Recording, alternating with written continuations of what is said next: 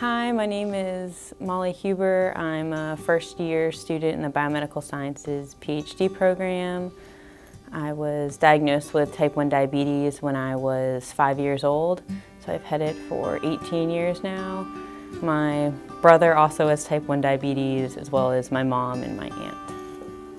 I feel like my family's in a unique situation in that 3/4 of it, we all have type 1, and so there's always has been someone checking their blood sugar or something when you are.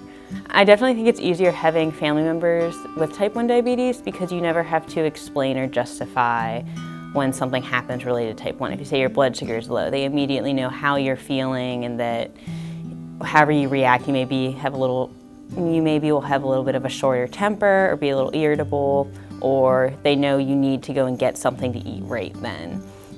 And so it makes people a lot more empathetic because they know exactly what you're going through. Some of the struggles with type 1 that come up is it's the first thing that you think about when you wake up and the last thing you think about when you go to sleep. My first thought in the morning is always, I need to check my blood sugar. And then you have to make adjustments, and that's going to set up what the rest of your day is like. If you wake up with a high blood sugar, it's not going to come back down till mid to late afternoon, and that throws off your whole day, but you still have everything you need to do that day to do.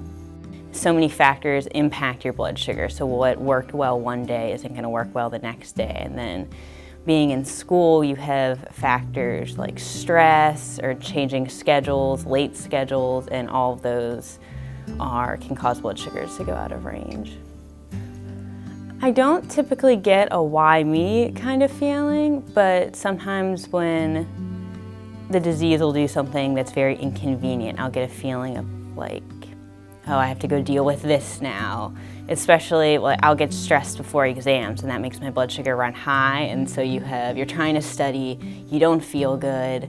On top of that, it can make it harder to focus, and sometimes I'll just have a feeling of like, well, I get to have this added stress on top of the other stress.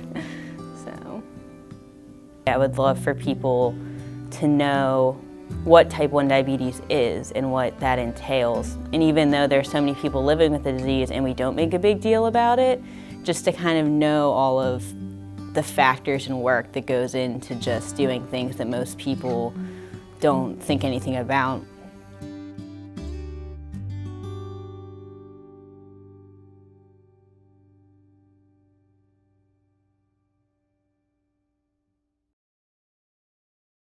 My name is Srithika Baparseti, and I've had diabetes for about 8 years now.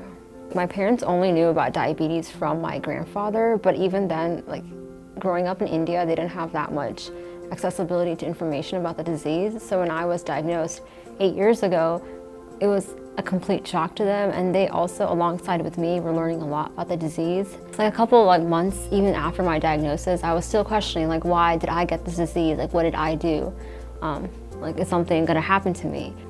Before I had diabetes, it was eating whenever I wanted, playing whenever I wanted, stuff like that. As soon as I got diagnosed, I had to abide by this certain 3 meals a day, 60 carbs per meal regimen. So my parents, we all really looked over our diets and our exercise routines, and we started paying attention more to what we ate and what we did, but just to our health in general.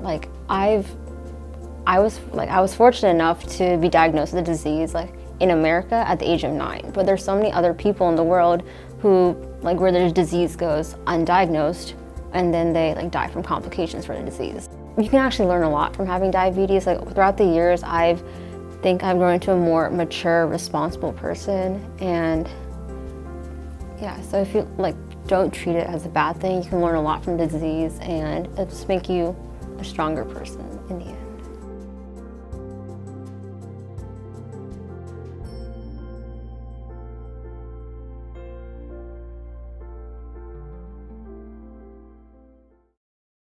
My name's Sam Huber. I've had diabetes for 17 years. I was diagnosed when I was 3 years old. My sister, mom, and aunt all also have type 1. A big issue we deal with is if someone, which it's pretty rare, but if someone gets ketones or gets very low, and ketones is if your blood sugar is too high for too long, it produces this substance in your blood called ketones, which makes you nauseous and just feel horrible for normally about a day, but it pretty much knocks out anything you were going to get done that day, and you're just stuck in bed.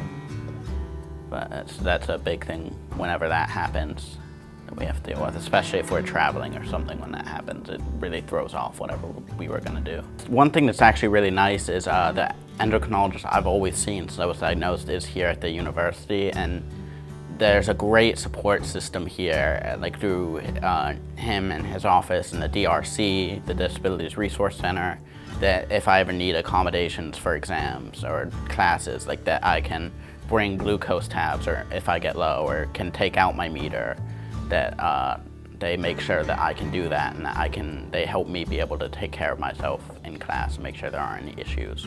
If someone was newly diagnosed with type 1 diabetes, I think I would tell them that it can be extremely hard sometimes, and it can take a lot of getting used to, but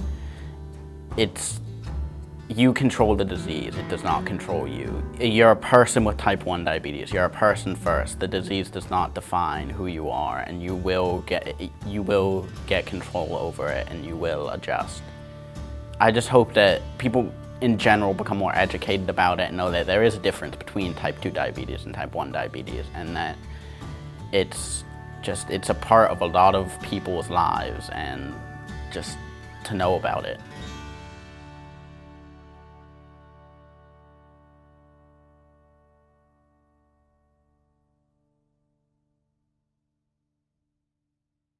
Hi, my name is Kirstin Zelonka.